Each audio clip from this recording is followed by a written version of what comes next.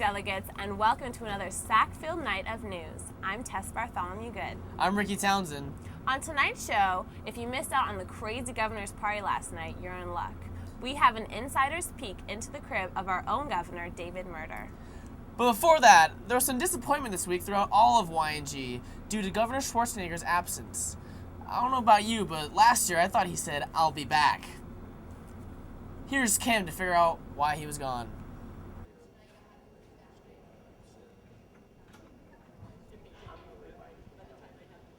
Today, at the second joint convention in Sacramento, youth delegates eagerly await the governor's candidacy speeches and the arrival of state officials. The three candidates voiced their views on the Youth in Government program and their aspirations as 61st Youth Governor. The current generation faces problems that they will not solve before their time is up, which means that it is up to us. And the problem is not in their ability to implement their ideas, but a deficiency of ideas at all. We model legislature and court. But I don't mean model in the sense of pretend, small, or fake. I mean model as in something that real politicians should model. Something worthy of imitation. Something that I'm always looking for, something that I'm always on the lookout for is inspiration. I'm always trying to find things that I can learn from and that can show me new points of views, ideas, and things like that. Delegates were surprised by a visit from Senator Alan Lowenthal. Thank you. It's an honor and a privilege to be in the presence of so many elected officials.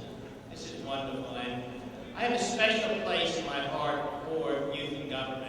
It was just a pleasure to support all the activities of youth in government and to sponsor and to support SB 278, which meant that all of you could come here and not be truant from school was just an honor. It should have been done a long time ago. So what exactly is Senate Bill 278? SB 278 just allowed students from nonprofits, agencies such as the YMCA to participate in legislative or judicial process seminars, that they would be allowed to be excused from school so that way they could make up their tests, make up their homework, and they wouldn't have to worry about falling behind. Although the surprise was appreciated, the real question on everyone's mind was, where is the governor? Unfortunately, the simple answer is the governor's schedule precluded him from being with us today. He was out of town. Well, we're all disappointed.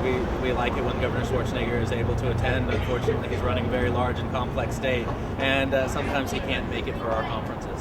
Signing off, I'm Kimberly Pike reporting for KYNG TV. Aw, thanks, Kim. I sure miss seeing Arnold's face around SAC. Now on to our youth governor, who actually is here.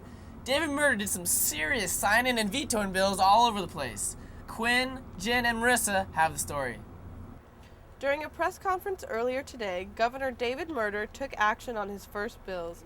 He signed into law AB 117 from the Albany delegation, which would require that no information about sexual orientation would be required from blood donors.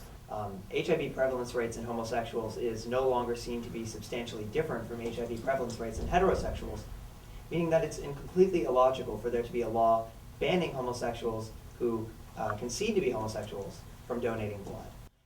He vetoed Senate Joint Resolution 214, which would urge the U.S. Congress to reduce federal funding to the Amtrak Corporation by $100 million over a 10-year period. I think the problem with Amtrak lies not in the amount of money it's getting, be it too much or too little. I think the problem is that it's not being utilized correctly. The governor's cabinet also discussed bills of high priority, such as AB 124 of the Westchester and LA YMCA.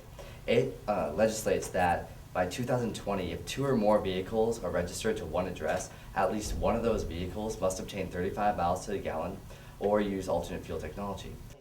The governor had this to say about AB 124. I think increasing the energy independence of both California and the United States is necessary in order to benefit both the environment, consumers, and the United States international relations. Right now, we'll be sure to update you on the outcome of AB 124 after the governor's next press conference tomorrow at 10 a.m. Thanks, Quinn, Jen, and Marissa for snooping around. David Murder sure did live up to his name by killing that bill. Better than Uma Thurman. And people sure have been working hard in the NIC program as well. We sent Laura and Harrison out to report back on the diligence of the NIC program. Yes, we did. Yes, we did. Though many incoming delegates have a vast array of program areas to choose from, many end up choosing the National Issues Commission. Before entering this beautiful building behind us, I was left sadly unaware of the workings of the National Issues Commission. But today, I learned a lot. Proposals written by delegates each get presented in a series of rounds before ultimately being presented in General Assembly. However, before going to General Assembly, delegates select the proposals they feel are the most qualified based on a ranking process that judges proposals on national importance, debatability, creativity, feasibility, and evidence of research. I would have to say the best part of NIC is the fact that even if your proposal doesn't make it to the next round, you still get a chance to speak on every proposal and voice your opinion. I like how it started off really easy with you spoke in front of 10 people, and now we just spoke in front of 60. And I hope I make it to the next round because then I get the experience of speaking in front of more people. I think it's 250. So my proposal is about allowing foreign-born citizens to become president because we need the equality of opportunity in America for democracy to run smoothly. 1/8 of all proposals make it to General Assembly. At General Assembly, the top proposals are presented in front of the entire NIC program, and decisions are based on a yay or nay vote. I'm Laura Miller. And I'm Harrison Welsh. And after looking into NIC, we see it's not easy to be an NIC. See you later.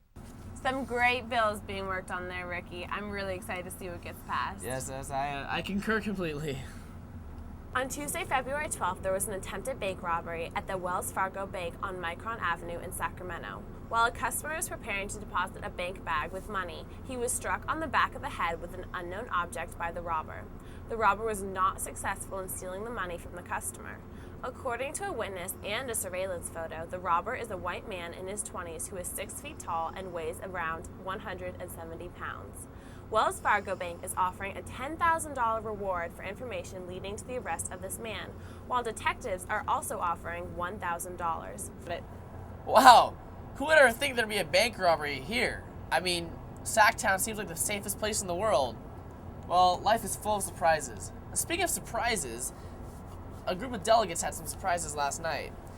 Dean searched the room of several of these delegates in the Sheraton Hotel under suspicion of possessing drug paraphernalia. The deans began looking through the rooms and personal belongings around 1 a.m. while interrogating the suspected delegates. The floors and rooms searched smelled of marijuana. However, no evidence was found to convict the delegates. Sounds like those kids had a dope night. Go. The U.S. plans to shoot down a damaged satellite as early as next week. General James Cartwright said the intention was not to destroy classified information or test an anti-satellite missile, but to protect human lives down on Earth from the toxic fuel.